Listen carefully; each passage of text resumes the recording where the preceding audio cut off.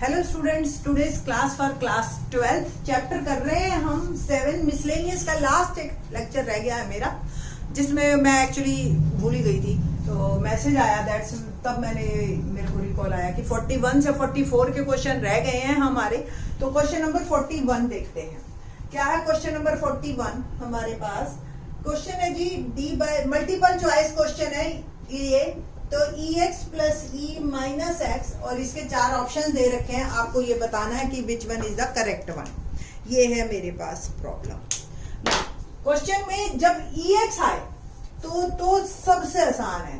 क्यों? ex का derivative भी ex। तो लेट इसको थोड़ा सा अगर आप पहले सेट करना चाहो तो ऐसे कर लो कि इंटीग्रैंड मेरा बिकम dx ex और e minus x can be written as 1/ex। इसका आप एलसीएम लीजिए तो e2x हो गया, इसके नीचे 1 है प्लस 1 और ये घूम के ऊपर चला जाएगा। तो इंटीग्रेशन जो मेरे को एक्चुअल करना है वो ये हो गया। Very simpler one. Let ex is equal to t और differentiation with respect to x मेरा हो गया ex का exe dx बिकम dt। तो ये पूरा ऊपर का पोर्शन मेरा चला गया dt में। और e2x को आप लिख सकते हो ex का स्क्वायर, है ना, एक्सपोनेंशियल या। तो ex का स्क्वायर यानी कि t का स्क्वायर प्लस 1। सिंपल। अब आपको ध्यान हो formula 1/x square plus a square dx होता है जी 1/a tan inverse x by a। ठीक।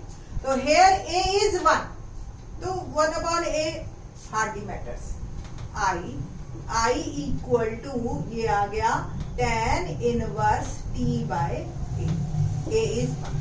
ये मेरा आंसर। t की वैल्यू वापस पुट कीजिए तो tan inverse ex is my answer plus c। ठीक है जी। तो tan inverse ex plus c option है जो वो मेरा a है। तो option a is correct one. ये था हमारा क्वेश्चन नंबर 41। क्वेश्चन नंबर 42 देखते हैं हम। क्या है?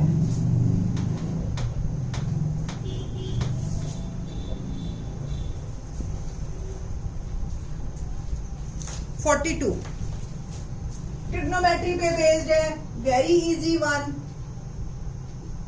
cos 2x upon sin x plus cos x। देखो मल्टीपल चॉइस क्वेश्चंस में हमें ये आराम रहता है कि हमें 4 ऑप्शन भी दे दी तो कुछ ना कुछ तो दिमाग में हिंट आ ही जाता है। आपको जो है चारों ऑप्शन देख के अगर हिंट ना भी आया हो तो सिंपल सी बात है, आप cos 2x का फॉर्मूला जो cos और sin वाला है उसको याद कीजिए। cos square x minus sin square x। तो it can be written as cos square x minus sin square x upon sin x plus cos x whole square dx। ठीक है जी। तो cos x minus sin x और cos x plus sin x upon में sin x plus cos x whole square dx। देख रहे हो आप, a square minus b square की मैंने आइडेंटिटी लगाई। एक कैंसिल हो गया और एक रह गया मेरा cos x minus sin x plus cos x dx। बस अब तो क्वेश्चन काफी इजी आपको दिखाई भी दे रहा होगा कि मैंने, अगर आप मेरे प्रीवियस लेक्चर इंटीग्रेशन के ही देखे बैठे हैं तो आपको मैंने पहले भी बताया था कि जब cos और sin में पूरा क्वेश्चन हो और प्लस माइनस का फर्क हो तो हमेशा आप डिनोमिनेटर को t पुट कर दीजिए। So I become sin x plus cos x is t और डिफरेंशिएशन करते हैं हम विद रिस्पेक्ट टू x। क्या आएगा? sin x का डिफरेंशिएशन होता है cos x और cos x का होता है माइनस sin x। ध्यान रखना हम डिफरेंशिएशन की बात कर रहे हैं। और ये बन गया मेरा dt बाय dx। तो cos x minus sin x आपको दिखाई दे रहा होगा, पूरा मेरा जो न्यूमरेटर है वो dt में कन्वर्ट हो गया। सो I become dt upon t। और ये बन गया log t। जब भी log आप लगाते हैं तो हमेशा मॉड लगाना है आपने प्लस c। 1/t का इंटीग्रेशन होता है log t। t की वैल्यू वापस पुट कर दीजिए, आपका problem solve. I think so आपने अब तक तो ऑप्शन ढूंढ भी ली होगी कि कौन सी ऑप्शन का ये है। तो B is correct one. So my answer is B। ठीक है जी। Now question number 43। Question number 43 देखते हैं क्या है। Question number 43, if f function a plus B minus X is equal to F X, then find the value of a by B X F X. आपको 4 options दे रखी है, उनमें से हमने बताना।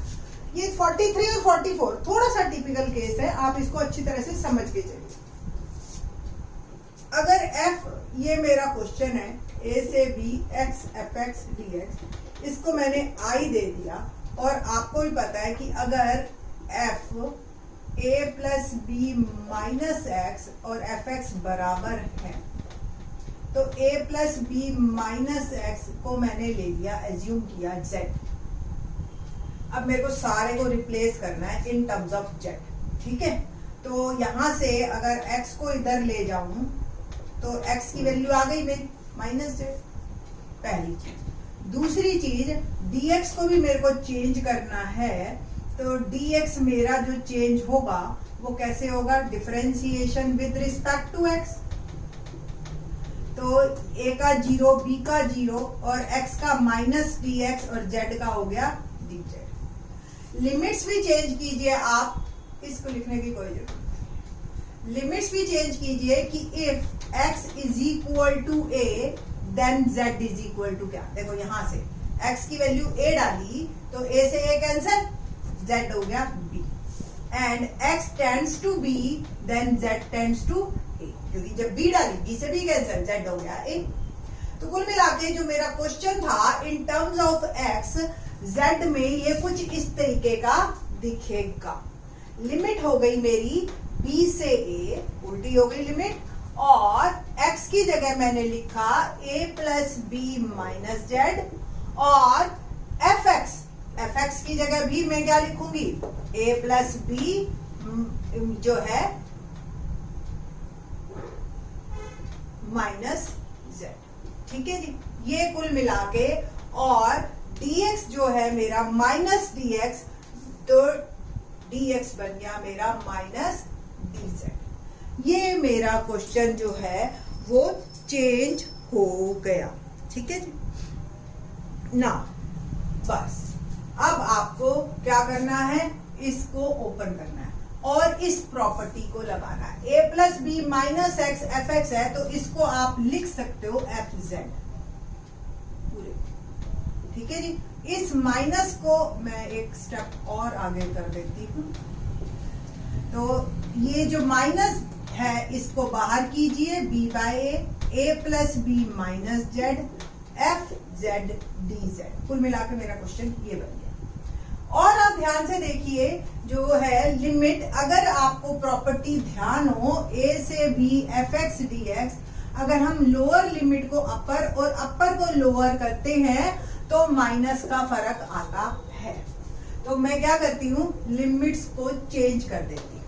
तो ये I बिकम a से b और ये माइनस मेरा हो गया compensate, a plus B minus Z F Z D z. ये मेरा क्वेश्चन अब नया फॉर्म में आ गया। इसको मैं दो पार्ट में डिवाइड कर लेती हूँ, a प्लस बी ये अलग एफ जेड डी जेड और minus Z F Z D Z limit a से b। अब आपको डेफिनेट की कुछ प्रॉपर्टीज अगर ध्यान हो, वेरी जीरो प्रॉपर्टी हम उसको कहते हैं कि लिमिट a से b F X D x बराबर होता है एफ टी डी टी। आपकी बुक में लिख रखा है, लिमिट सेम है, अगर x की जगह वर्ड t दे दिया तो वो कोई मैटर नहीं करता आंसर में। तो सेम आप देख रहे हो कि जो मेरा क्वेश्चन था जिसको मैंने I एज्यूम किया था, ये था x F X D X limit a से b, और ये भी a से b Z F Z D Z ही आ गया। कुल मिला के जो मेरे पास सिचुएशन अब आई, तो मैं इसको भी लिख सकती हूं पहली टर्म एज इट इज, और इसको मैं आई वापस लिख सकती हूँ। ठीक है ना, इस आई को हम उधर ले जाते हैं 2i, और इसका अब इंटीग्रेशन करते हैं। देखिए a से प्लस b कॉमन, ये हो गया a से b fz dz।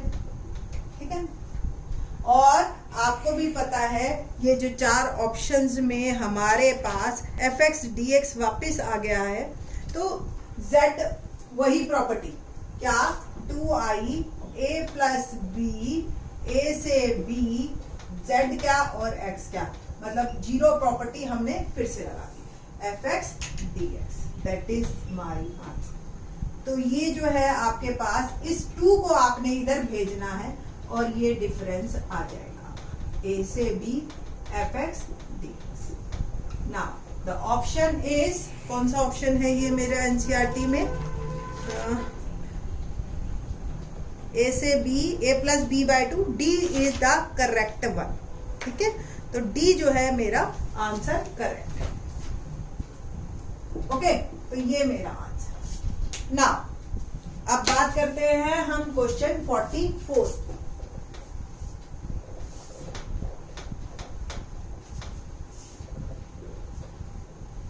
क्या है क्वेश्चन नंबर 44? थोड़ा सा ये भी टिपिकल सा केस है, सॉरी,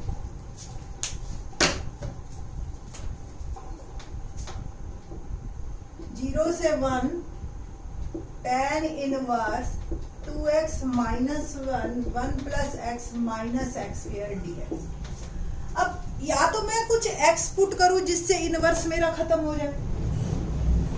थोड़ा सा tan इनवर्स का अगर आपको ध्यान हो फॉर्मूला, x माइनस वाई या x plus Y 1 minus x y, tan inverse x plus tan inverse y होता है, माइनस हो तो ऊपर माइनस नीचे प्लस।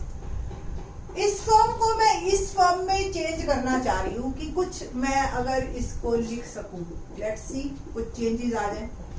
tan इनवर्स 2x को मैं x प्लस x माइनस 1 लिख सकती हूँ, मतलब 2x को x plus x minus 1 as.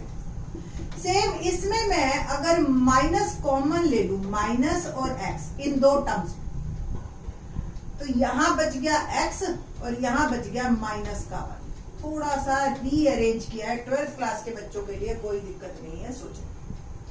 Take it as a x and take it as a y, और अब मेरा लगेगा ये वाला फॉर्मूला। देखो x plus Y 1 minus x Y, तो it can be written as tan inverse x plus tan inverse y। ठीक है जी, और ये मेरा क्वेश्चन, इसको मैं इस फॉर्म में लिख सकती हूँ। आपने रीजन यहाँ पे लिखना है, ये वाला फार्मूला। ठीक है, अब मेरा जो क्वेश्चन है वो 2 पार्ट में डिवाइड हो जाएगा। यहां से 0 से 1 tan इनवर्स x dx और 0 से 1 tan inverse x minus 1 dx। First part को पहले मैं खोलना चाह रही हूँ, तो take it as A I1 ये ले लीजिए आप, या जिस तरीके से भी जो है हम लोग पहले पार्ट को अलग से करेंगे और दूसरे पार्ट को अलग से करेंगे। मेरे हिसाब से अकॉर्डिंग टू मी जो है ना, इसको आप 2 पार्ट में डिवाइड कर लो, वो बेटर रहेगा। पता नहीं दिख रहा है या नहीं दिख रहा, तो I can be written as I1 plus I2, और मैं इन दोनों को अलग अलग निकाल के, दिख रहा है ना, हाँ ओके, तो ये जो है दोनों को अलग अलग निकाल के और फिर इसका सम कर देंगे। ठीक है जी, तो पहला I1 लेते हैं। I1 0 से 1 tan इनवर्स x dx, आप इंटू 1 कर लीजिए, बाय पार्ट्स लगेगा u और v। आपको ध्यान हो बाय पार्ट्स का फॉर्मूला, u और v, u as it is v minus differentiation of u और इंटीग्रेशन ऑफ v, और एक बार फिर से इंटीग्रेशन उसका प्रोडक्ट का। अब u किसे लेना है, v किसे लेना है, ये हमने बताया था। I लेट, I मतलब इनवर्स, L मतलब लॉगरिथमिक, A मतलब अलजेब्रिक, T मतलब ट्रिग्नोमेट्रिक, E मतलब एक्सपोनेंशियल। अब मेरे पास एक इनवर्स है और एक एल्जेब्रिक है। इनवर्स पहले है तो इसको आप यू लेंगे और एल्जेब्रिक को वी लेंगे ना। ये वी है आपका और ये यू है, तो tan inverse x as it is integration of 1 minus differentiation of tan inverse x integration of 1 और फिर इस पूरे का इट विल बिकम, और ये मेरे पास लिमिट 0 से 1 tan इनवर्स x इंटू 1 और ये मेरी लिमिट लग गई 0 से। तो tan inverse x into x limit लगा दी मैंने यहां से 0 से 1 minus differentiation of tan inverse x क्या होता है 1 upon 1 plus x square, formula याद हो तो x dx। ये मेरा अब नया क्वेश्चन बन गया। इसकी मैं वैल्यू पुट कर दूंगी तो tan इनवर्स 1 इंटू 1 और 0 करेंगे तो 0 इंटू समथिंग 0। ये मेरी वैल्यूज भी डल गई। ये x 1 plus x square dx है, तो इस पोर्शन में आप क्या करेंगे 1 प्लस एक्स स्क्वायर को t ले लीजिए, 2x dx dt में चला जाएगा तो x dx बन गया आपका dt और मेरी लिमिट्स भी चेंज हो गई dt बाय 2, ठीक है। और ये 1 बाय t लिमिट्स क्या क्या चेंज होंगी, जब 0 पुट करोगे तो t की वैल्यू 1 और जब 1 पुट करोगे तो t की वैल्यू 2। कुल मिला के ये मेरी सिचुएशन आ गई।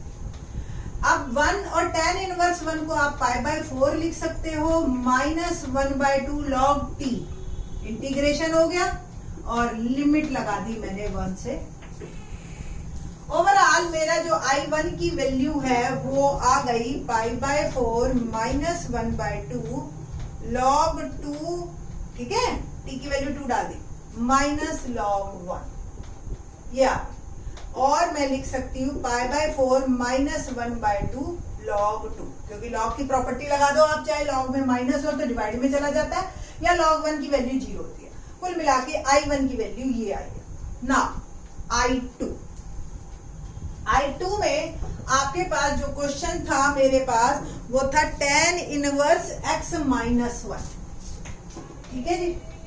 बहुत ज्यादा एक्सप्लेन नहीं करना पड़ेगा क्योंकि सेम चलेगा इसमें भी इंटू 1, फिर से बाय पार्ट्स, फिर से tan इनवर्स x माइनस 1 को आप u लेंगे, इसको v लेंगे,